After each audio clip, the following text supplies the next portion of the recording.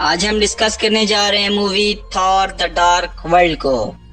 MCU की इस 8th movie में थॉर का सामना एक ऐसे दुश्मन से होता है जो कि पूरे यूनिवर्स को अंधेरे में डालना चाहता था।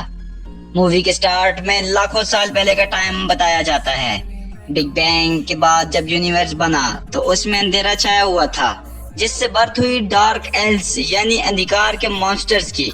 वो मॉन्स्टर्स अंधेरे में ही अपनी हुकूमत बनाने लगे, लेकिन बाद में जब यूनिवर्स में रोशनी आने लगी तो इससे डार्क एल्व्स को तकलीफ होने लगी।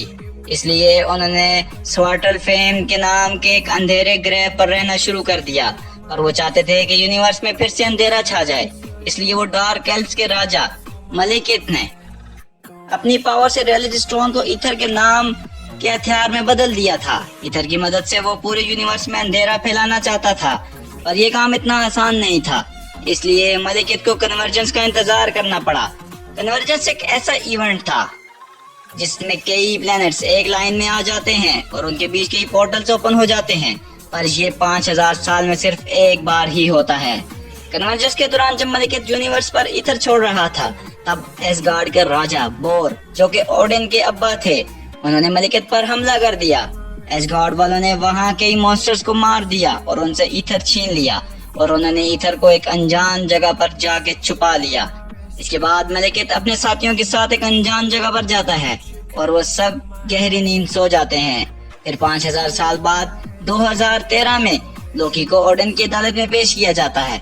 लोकी ने जो जमीन पर हंगामा किया था, उसकी वजह से ओडिन उसे जिंदगी भर कैद में रहने की सजा दे देते हैं।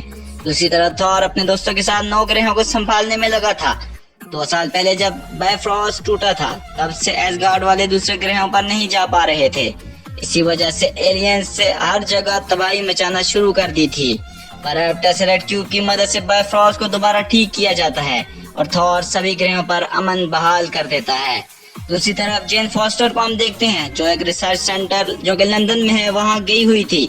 वहाँ एक बिल्डिंग में ग्रेविटी अजीब तरह से काम कर रही थी। जब जेन उसकी इन्वेस्टिगेशन करने जाती है तो वो अचानक वहाँ से गायब हो जाती है। असल में ये इसलिए हो रहा था क्योंकि कन्वर्जेंस का वक्त करीब आ रहा था।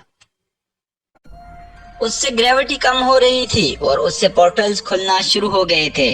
ऐसे ही एक पोर्टल से जेन उस प्लेनेट तक पहुंच जाती है जहां पर ईथर को छुपा कर रखा गया था। वहां जब जेन ईथर के पास जाती है तो वो उसके जिस्म में घुस जाता है, जिससे जेन बेहोश हो जाती है और घंटों वहीं पड़ी रहती है। दूसरी तरफ एसगार्ड में जब हिंडाल थॉर को ये बताता है कि जेन फॉस्टर कहीं गायब हो गई है, तब थॉर उसे ढूंढने जमीन पर आ जाता है। तब तक जेन वापस लौट आती है और अब उसकी बॉडी से भयानक रेडिएशंस निकल रहे थे। ये देखकर थॉर जेन को एसगार्ड ले जाता है ताकि उसका इलाज किया जा सके। वहाँ ओडिन जब जेन को देखते हैं तो वो समझ जाते हैं कि इसकी बॉडी में ईथर है, और वो ईथर आहिस्ता आहिस्ता उसकी जान ले रहा था।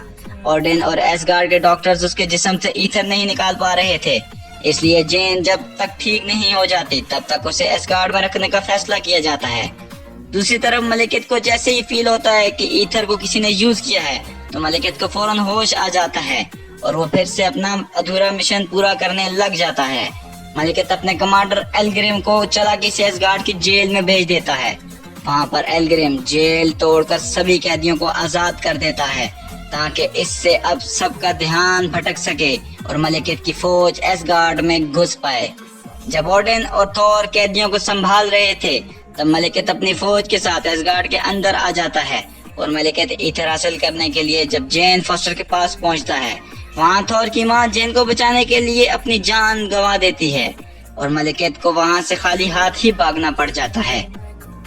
फ्रिगा यानी थॉर की वालिदा की मौत से ओडिन बहुत दुखी होता है और गुस्से में जेन को जेल में डाल देता है और मलिकित से बदला लेने के लिए उल्टे सीधे कदम उठाने लगता है।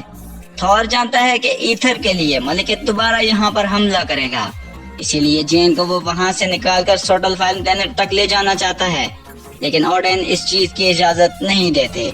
अब थॉर छुपकर जेन को जेल से निकाल देता है और साथ ही लोकी को भी आजाद कर देता है, क्योंकि लोकी ही ऐसे छुपे हुए रास्ते जानता था जो बायफ्रॉस्ट के अलावा थे और यहाँ से निकल सकते थे। अब थॉर, लोकी और जेन एसगार्ड के लोगों को चकमा देकर सोटल फाइल प्लेनेट तक पहुंच जाते हैं। वहाँ लोकी मलिकित को बेवकूफ बनाकर जेन की बॉडी से ईथर निकलवा लेता है फिर थॉर अपने थोड़े से ईथर को तबाह करने की कोशिश करता है, पर वो तबाह नहीं होता। इसके बाद मलिकियत ईथर को अपनी बॉडी में एब्जॉर्ब करके वहां से चला जाता है। फिर वहां लोकी और थॉर की एल्गोरिथम से लड़ाई हो जाती है, जिसमें लोकी मारा जाता है। फिर थॉर और जेन एक पोर्टल के थ्रू जमीन पर पहुंचते हैं। वहां वो डॉक्टर सेल्विक से मिलते हैं। डॉक्टर सेल्विक उन्हें बताते हैं कि कन्वर्जेंस का सबसे ज्यादा इफेक्ट ग्रीनिच शहर में होगा, इसीलिए मलिकियत अपना काम वहीं अंजाम देगा। डॉक्टर सेल्विक ने एक ऐसा डिवाइस बनाकर रखा था जो कि कन्वर्जेंस के वक्त किसी को भी कहीं भी टेलीपोर्ट कर सकता था। वो लोग इस डिवाइस को मलिकियत के खिलाफ इस्तेमाल करने का फैसला करते हैं। अगले दिन हम देखते हैं कि मलिकियत अपनी फौज के साथ ग्रीनिच में पहुंचता है और थॉर उससे लड़कर उसका वक्त जाया करता है ताकि कन्वर्जेंस का वक्त गुजर जाए। और उस डिवाइस से जेन मलिकियत की फौज को शटल फाइल प्लेनेट तक वापस भेजती है। अब लड़ाई के दौरान थॉर जब कुछ देर के लिए मलिकियत से अलग हो जाता है, तब मलिकियत पोर्टल के थ्रू यूनिवर्स में ईथर छोड़ना शुरू कर देता है, लेकिन थॉर आकर मलिकियत पर उस डिवाइस से हमला कर देता है और जेन इसे शटल फाइल पर टेलीपोर्ट कर देती है। फिर मलिकियत की शिप को भी उसी के प्लेनेट पर भेज दिया जाता है, जिसके नीचे दबकर मलिकियत की मौत हो जाती है। अब कन्वर्जेंस का वक्त गुजर चुका था और यूनिवर्स मलिकियत के कहर से बच चुका था। थॉर एसगार्ड पहुंचकर ओडिन से माफी मांगता है और वो एक बार फिर राजा बनने से इनकार कर देता है। फिर थॉर के वहां से जाने के बाद हमें पता चलता है कि ओडिन के रूप में यहाँ लोकी बैठा हुआ था। लोकी ने इस बार भी मरने का नाटक किया और अपने जादू से ओडिन को जमीन पर भेजकर खुद उनकी जगह पर बैठ गया और वो एसगार्ड में राज करने लगा। मूवी के मिड क्रेडिट सीन्स में हमें पता चलता है कि एसगार्ड वालों ने मलिकियत की बॉडी से ईथर निकाल लिया था और ईथर को एसगार्ड में रखना अब खतरनाक था, क्योंकि वहां पहले से ही इन्फिनिटी स्टोन मौजूद था। इसलिए थॉर के दोस्त ईथर को लेकर टेनिनियर टेवान यानी कि कलेक्टर के पास चले जाते हैं। कलेक्टर अपने पास अनोखी चीजें जमा किया करता था, इसीलिए उसे ईथर की जिम्मेदारी भी सौंप दी जाती है। इसी के साथ इस मूवी की कहानी यहाँ पर खत्म हो जाती है। हम उम्मीद करते हैं कि आपको हमारी आज की वीडियो जरूर पसंद आई होगी। हमारे इस चैनल को सब्सक्राइब कीजिएगा और हमारी सारी वीडियोस को जरूर लाइक कीजिएगा। Thank you for watching.